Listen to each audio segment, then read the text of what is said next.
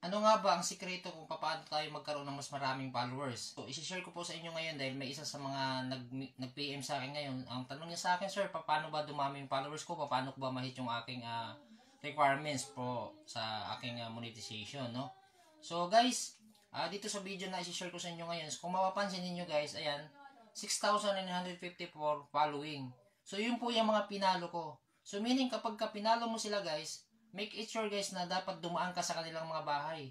Dapat dumaan ka sa kanilang mga account. Pinasok mo yung kanilang account. Pinanood mo yung kanilang video. Nag-like and comment ka. Para din i-follow back ka rin po nila.